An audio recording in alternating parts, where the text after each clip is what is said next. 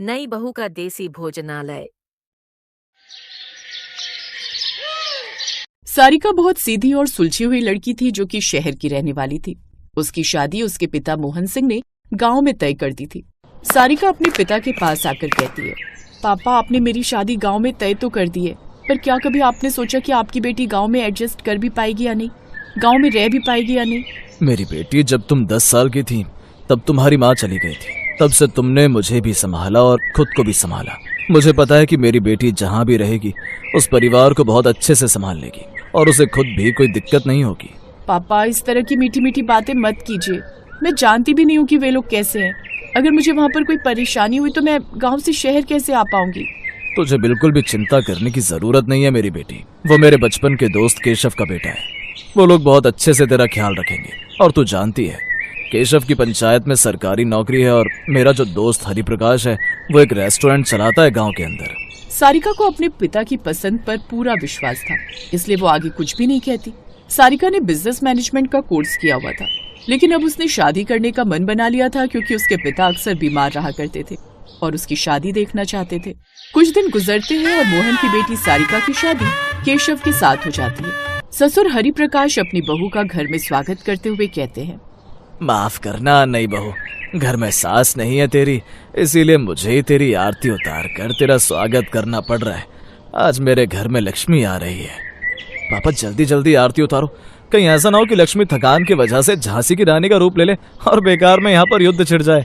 केशव और हरिप्रकाश की अच्छी और खुशमिजाज बातें सुनकर सारिका इतना तो समझ जाती है कि उसके पिता मोहन ने कोई भी गलत फैसला नहीं किया है। ऐसे ही कुछ दिन गुजरते हैं और सारिका पूरी घर की जिम्मेदारी अच्छे से संभाल लेती है। एक दिन वो देखती है कि उसके ससुर जी सोफे पर चिंता में बैठे हुए थे। वो उनके पास जाकर बैठती है। क्या बात है ससुर जी, आप बहुत ज्यादा चिंता में लग रहे हैं, सब कुछ ठीक तो है ना? क्या करूं बहू, कुछ भी समझ में नहीं आ रहा। रेस्टोरेंट में घाटा होता जा रहा है। मैंने तो सोचा था कि गांव वालों को शहरी रेस्टोरेंट दूंगा तो वो लोग खुश हो जाएंगे। वैसे भी गांव में भी तो धीरे धीरे शहर बसता ही जा रहा है। पिताजी, अगर आप बुरा न माने तो क्या मैं आपका रेस्टोरेंट देखने के लिए जा सकती हूँ? मेरा भी मन है उस जगह को देखने का। हाँ हाँ, क्यों नहीं, मैं वहीं जा रहा हूँ। कुछ कारीगरों को वहाँ से नौकरी से निकालना है क्योंकि घाटा ज्यादा हो रहा है। तो तू भी मेरे साथ चल, इसी बहाने देख भी लेना और दोनों साथ में वापस आ जाएंगे। अब जैसे ही हरिप्रकाश सारिका को लेकर उस रेस्टोरेंट में जाते हैं तो वो देखती है कि आसपास लोग तो बहुत थे, लेकिन हर कोई ठेले से खाना खा रहा था और कोई भी हरिप्रकाश के फैंसी रेस्टोरेंट में झांक भी नहीं रहा था। सारिका जब आस पड़ोस वालों से पूछती है तो उसे पता चलता है कि किसी को उस रेस्टोरेंट का दाम महंगा लगता था तो किसी को वहाँ पर अपनापन जैसा फील नहीं आता था, इसलिए लोग वहाँ पर नहीं आते थे। सारिका ने घर आने के बाद जब सब लोग खाना खा रहे थे तो सब लोगों के बीच में कहा, अगर आप लोग बुरा न माने तो वैसे भी आप अगले महीने उस रेस्टोरेंट को बंद करने वाले हैं, तो क्या मैं खुद उस रेस्टोरेंट को चला सकती हूँ? कैसी बात कर रही हो सारिका? जब पापा उस रेस्टोरेंट को नहीं संभाल पाए तो तुम उसे कैसे संभाल पाओगी? केशव जी, मैं मानती हूँ कि पापा जी बहुत काबिल हैं, लेकिन मैंने भी बिजनेस मैनेजमेंट का कोर्स किया है। मुझे लगता है कि अगर हम कुछ बदलाव करेंगे तो वो रेस्टोरेंट जरूर चल जाएगा। हाँ हाँ बहू, मुझे कोई एतराज नहीं। मैंने हरिप्रकाश रेस्टोरेंट को बहुत अच्छे से चलाया है और अगर वो बंद नहीं होता तो इससे मुझे सबसे ज्यादा खुशी होगी। अब हरिप्रकाश ने सारिका का साथ दिया। ये देखकर केशव भी चुप हो जाता है।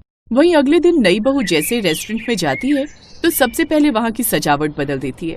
वहाँ पर फैंसी चेयर की जगह आम कुर्सियाँ रख देती है और दीवारों का पेंट भी बिल्कुल सादा करवा देती है, जिससे वो जगह बिल्कुल भी फैंसी नहीं लग रही थी। उसने दरवाजे खुले करवा दिए और जो भी सामान था उन सब के प्राइस की लिस्ट बोर्ड पर टांग दी। इन सब से क्या होगा बहू, मुझे तो कुछ समझ नहीं आ रहा।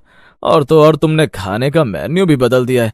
मैं गांव वालों के लिए special chowmein, pasta, Chinese, Japanese ऐसा खाना रखा हुआ था मैंने, और तुमने यहाँ पर फिर से थाली बेचना शुरू करवा दिया।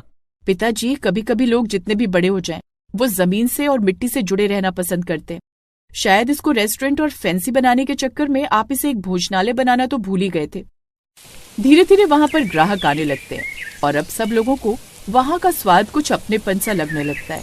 सब लोग खाना खाते हैं और उसकी बहुत तारीफ करते हैं। सच में हरिप्रकाश जी, आज इस जगह खाना खाकर तो ऐसा लग रहा है जैसे अपने घर बैठकर ही खाना खा रहा हूँ। बिल्कुल सादा खाना था, दाल बाटी, चूरमा, चोखा, सब कुछ बड़ा अच्छा है। मैं अब हफ्ते में 2-3 बार अपने परिवार के साथ यहाँ खाने के लिए आया करूंगा। अरे हरिप्रकाश भाई, पहले तो आप विदेशी खाना यहाँ बेच रहे थे। अगर विदेशी खाना खाना होता तो शहर में अपने बच्चों के साथ ना रह लेते, गांव में क्यों पड़े होते। पर सच में आपकी नई बहू तो सच में लक्ष्मी निकली। भोजनालय में लोगों की भीड़ देखकर हरिप्रकाश की चिंता खत्म हो गई थी। हर दिन शाम को भोजनालय खचाखच भरा रहता था। सारिका का व्यवहार और उसका स्वादिष्ट देसी खाना गांव वालों को बहुत भा गया था। उसने मेन्यू में हर दिन एक नई डिश जैसे मक्के की रोटी, सरसों का साग या लिट्टी चोखा को शामिल करना शुरू कर दिया था, जिससे लोगों का आकर्षण और बढ़ गया। बहू, तुमने तो कमाल कर दिया। मैं तो उस रेस्टोरेंट को घाटे में बंद करने वाला था और आज ये गांव का सबसे मशहूर ठिकाना बन गया है। मैंने अपनी जिंदगी में कभी इतना मुनाफा नहीं देखा। पिताजी, ये सिर्फ मेरी कोशिश नहीं है, ये आपकी जमीन से जुड़ी हुई सोच है जो कुछ फैंसी डिजाइन के नीचे छिप गई थी। मैंने बस उस सादगी को वापस ला दिया। गांव के लोगों को सादा, सस्ता और अपनापन भरा खाना चाहिए। केशव, जो अब तक चुपचाप सारा बदलाव देख रहा था, अब गर्व महसूस कर रहा था। सारिका, मुझे माफ करना। मैंने तुम्हारी काबिलियत पर शक किया था। मुझे लगा कि बिजनेस मैनेजमेंट की डिग्री शहर में काम आती होगी, गांव में नहीं। पर तुमने साबित कर दिया कि असली बिजनेस समझ जमीन से जुड़ी होती है। केशव जी, शहर ने मुझे सिद्धांत सिखाए और गांव ने मुझे असली ग्राहक सिखाए। दोनों का तालमेल बिठाना जरूरी था। गांव में हर कोई हरिप्रकाश की नई बहू सारिका की तारीफ कर रहा था। एक दिन शाम को, बहू इधर आओ। केशव, तुम भी आओ। आज मैं बहुत खुश हूँ। तुम्हें देखकर मोहन पर और भी ज्यादा विश्वास हो गया कि उसने मेरे घर के लिए सबसे सही लक्ष्मी चुनी। जहाँ मैं महंगा और फैंसी खाना बेचकर घाटा उठा रहा था, वहीं तुमने अपनी समझदारी और सादगी से इसे गांव का सबसे सफल भोजनालय बना दिया। उन्होंने उस कपड़े को बोर्ड से हटाया। बोर्ड पर बड़े सुनहरे अक्षरों में लिखा था, नई बहू का देसी भोजनालय। आज से ये भोजनालय तुम्हारा है सारिका। मैंने इसे तुम्हारे नाम कर दिया है। इसे हरिप्रकाश रेस्टोरेंट नहीं, बल्कि नई बहू का देसी भोजनालय के नाम से जाना जाएगा। ये मेरा तुम्हारे लिए शगुन है। तुम हमेशा खुश रहो और इसे और आगे बढ़ाओ। ये सुनकर सारिका की आंखों में खुशी के आंसू आ गए। धन्यवाद पिताजी, आपने मुझ पर इतना भरोसा किया। मैं इसे पूरी लगन से आगे बढ़ाऊंगी। मुझे तुम पर गर्व है सारिका। सच में तुम मेरे लिए साक्षात लक्ष्मी बनकर आई हो। अब तुम हमारे बिजनेस क्वीन हो। मोहन सिंह, जो अपनी बेटी की सफलता सुनकर गांव आए, उन्होंने हरिप्रकाश को गले लगा लिया। मैंने कहा था ना केशव, मेरी बेटी जहां भी रहेगी उसे संभाल लेगी। मुझे गर्व है कि तुमने मेरी बेटी को इतना मान दिया। मोहन, तुम्हारी बेटी ने मेरी इज्जत और मेरा व्यापार दोनों बचा लिए। नई बहू का अम्ब्रेला रेस्टोरेंट। पिताजी, उठिए पिताजी, अब आपको घर के आर्थिक हालातों के बारे में बिल्कुल भी चिंता करने की जरूरत नहीं है। क्या कहा बहू? लेकिन वो कैसे?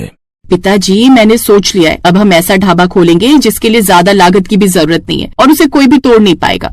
लेकिन वो कैसे बहू? पिताजी, अब हम खुद का अम्ब्रेला ढाबा खोलेंगे। ये कुछ अलग होगा और आप देखना कैसे ग्राहक हमारे ढाबे पर चले आएंगे। ये कहानी है अंकिता श्रीवास्तव की, जिसकी किस्मत के ताले बचपन से ही बंद हो गए थे। बचपन में कम उम्र में ही पिता का साया सर से उठ जाना और शादी के महीने भर बाद ही अचानक से पति का कहीं गायब हो जाना। अंकिता और राजीव की शादी सबकी रजामंदी से हुई थी, लेकिन शादी के 1 महीने बाद जब राजीव शहर काम के लिए गया तो वापस नहीं लौटा। अंकिता के ससुराल में उसके ससुर जगमोहन, बूढ़ी सास सरला और एक छोटी ननद चंचल रहती थी। घर खर्च चलाने के लिए जगमोहन ने गाँव में बंजर पड़ी अपनी जमीन पर तंबू गाड़कर और कुछ कुर्सियां डालकर अपना छोटा सा ढाबा खोला। अंकिता भी इस काम में जगमोहन की मदद करने लगी, जिससे उनकी कुछ आमदनी हो जाती। पिताजी, मैंने आलू उबाल कर रख दिए और आटा लगा दिया है। जैसे ही ग्राहक आएंगे मैं गर्मा गर्म आलू के पराठे बनाती जाऊंगी। ठीक है बहू। कुछ देर बाद 2 ग्राहक सड़क किनारे उनके उस ढाबे पर आते हैं। गर्मा गर्म आलू के पराठे चाय के साथ परोस दो। जी जी, बस अभी लाए साहब। ऐसे ही दोनों दिन रात खूब मेहनत करते। अंकिता ने भी अपने ससुराल को अपना परिवार समझ लिया था, इसलिए घर की जिम्मेदारियां वो भी उठाने लगी। उसकी सास सरला अक्सर बीमार रहती थी, जिस कारण ढाबे के साथ साथ घर का काम भी वही संभालती थी। फिर एक रोज गांव का जमींदार कुछ गुंडों के साथ उनके ढाबे पर आता है। ए जगमोहन, चल जल्दी से ढाबा खाली कर, नहीं तो सारा सामान उठाकर फेंक दूंगा। नहीं नहीं मालिक, ये आप क्या कह रहे हैं? ऐसा मत कीजिए। मैंने आपका क्या बिगाड़ा है? क्या बिगाड़ा है? भूल गया तूने अपने काम शुरू करने से पहले मुझसे ब्याज पर कुछ पैसे लिए थे, लेकिन आज तक नहीं लौटाए। साहब, अभी इस काम को शुरू किए 3 महीने ही हुए हैं। मैं भला ये पैसे कहाँ से लाऊंगा? पैसे नहीं दे सकता तो ये जमीन खाली कर, अब से मेरी है। ये आप क्या कह रहे हैं साहब? सच कह रहा हूँ। ये देख, इस जगमोहन ने इस पर अंगूठा लगाया कि अगर 3 महीने में इसने पैसे नहीं लौटाए तो इसकी ये जमीन मेरी हो जाएगी। लेकिन तुमने तो मुझसे कोरे कागज पर अंगूठा लगवाया था और खुद ही कहा था कि साल भर बाद पैसा दे देना। मैं जो मर्जी कहूँ लेकिन पुलिस तो वही सच मानेगी ना जो इस कागज पर है। चलो अब निकलो यहाँ से।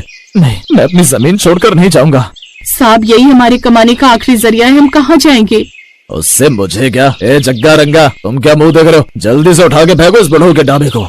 जमींदार का आदेश मिलते ही उसके गुंडे जगमोहन के ढाबे की तोड़ फोड़ कर देते हैं। ये सब देख अंकिता और जगमोहन रोने लगते हैं। जमींदार ने धोखे से सड़क किनारे की उनकी वो जमीन हड़प ली। अब उनकी जमीन तो उनके हाथ से चली ही गई, साथ ही उनका काम भी उनसे छिन गया। पहले बेटे के गायब होने का दुख, फिर जमीन जाने का, और अब तो काम भी हाथ से चला गया। धीरे धीरे हालात ये हो गए कि घर में थोड़ा सा ही राशन बचा था।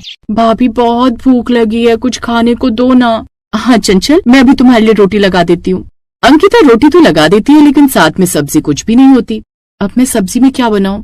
अब वो पड़ोस की काकी के आंगन में लगा कद्दू उससे मांग कर लाती है और उसकी सब्जी बनाकर अपने ससुराल वालों का पेट भरती है। अगले दिन जगमोहन कई जगह काम की तलाश में जाता, लेकिन उसका बूढ़ा शरीर देख कोई उसे काम नहीं देता, जिस कारण अब वो काफी दुखी रहने लगा। हर जगह काम ढूंढ लिया लेकिन कहीं काम नहीं मिला। लगता है भगवान ने सारे दुख हम गरीबों के नसीब में ही लिखे हैं। क्यों परेशान होते हो जी? ऊपर वाले की मर्जी के आगे कहाँ किसी की चली है। माँ जी ठीक कह रही है पिताजी, ऐसी चिंता करके तो आप अपनी भी तबीयत खराब कर लेंगे। ऐसा कहकर अंकिता अपने ससुराल वालों को दिलासा देती है, लेकिन सच तो ये था कि अंदर ही अंदर वो खुद भी यही सब सोचकर परेशान थी। घर में खाने के लिए भी थोड़ा सा ही राशन बचा है, आने वाले कुछ दिन में वो भी खत्म हो जाएगा। फिर मैं माँ, पिताजी और चंचल को खाने को क्या दूंगी? अब मुझे कुछ न कुछ तो करना होगा। अगले दिन घर का काम निपटा कर अंकिता काम की तलाश में जाती है, जहाँ एक ढाबे पर उसे बर्तन धोने का काम मिल जाता है। लेकिन वहाँ का सेठ अंकिता पर बुरी नजर रखता था, इसलिए उसे वहाँ काम करना अच्छा नहीं लगता। लेकिन अपने ससुराल वालों का पेट पालने की खातिर वो चुपचाप वहाँ काम करती रहती। एक रोज जब वो काम से वापस लौट रही थी तो अचानक जोरों की बारिश होने लगी। अरे बाप रे, इस बरसात को भी अभी आना था, घर पहुँचने देती उसके बाद हो जाती। तभी उसकी नजर बरसात में भी छाता लेकर भुट्टे बेच रही औरत पर जाती है। भुट्टे ले लो भुट्टे, गर्मा गर्म भुट्टे। अगर ये औरत इतनी बरसात में भी छाता लेकर भुट्टे बेच सकती है तो हम क्यों नहीं अपना एक ऐसा ही अम्ब्रेला ढाबा खोल सकते हैं। इसके लिए तो ज्यादा सामान की भी जरूरत नहीं होगी और न ही जगह की, और उस सेठ के यहाँ काम भी नहीं करना पड़ेगा। यही सोचकर अंकिता घर आ जाती है और रात भर वो यही सोचती रहती है, जिस कारण उसे सारी रात नींद नहीं आती। फिर अगली सुबह वो जगमोहन को उठाते हुए अपने अम्ब्रेला ढाबा खोलने के विचार के बारे में बताती है। छाते के नीचे ढाबा, ये कुछ अजीब नहीं लग रहा बहू? नहीं पिताजी, और इसमें ज्यादा लागत भी नहीं लगेगी। मेरी सहेली है पूर्णिमा, उसके पति की छाते की दुकान है, जहाँ हमें सस्ते दाम में कुछ छाते मिल जाएंगे। और मैंने थोड़े पैसे जोड़े थे सेठ के ढाबे पर काम करके, उससे मैं जरूरत का सामान ले आऊंगी। और सबसे अच्छी बात, कोई हमारे उस ढाबे को ना तो तोड़ पाएगा और न ही उसे हटा पाएगा, क्योंकि हम वो अपने आंगन में ही लगाएंगे। अब जगमोहन भी उसकी बात मान लेता है और अगले दिन से वो अपने आंगन के आगे ही खुद का अम्ब्रेला ढाबा खोल लेते हैं। वो आंगन में बड़े बड़े छाते लगा देती है, साथ ही कुछ कुर्सियां टेबल भी रख लेते हैं। उनके घर से कुछ ही दूरी पर सड़क थी, जिससे आते जाते ग्राहकों की नजर उनके उस छाते वाले ढाबे पर जाती है। तभी बारिश की बूंदाबांदी भी शुरू हो जाती है। अरे बहन जी, क्या यहाँ खाने को मिलेगा? हम काफी देर से इस रास्ते पर चले आ रहे हैं लेकिन खाने को कुछ भी नहीं है। हाँ भाई साहब, आपको गर्मा गर्म पराठे चाहिए या चाय पकौड़े? जो भी चाहिए होगा आपको मिल जाएगा। ऐसे मौसम में तो गर्मा गर्म चाय पकौड़े हो जाएं। आप बस 2 मिनट रुकिए, हम जल्दी से बना देते हैं।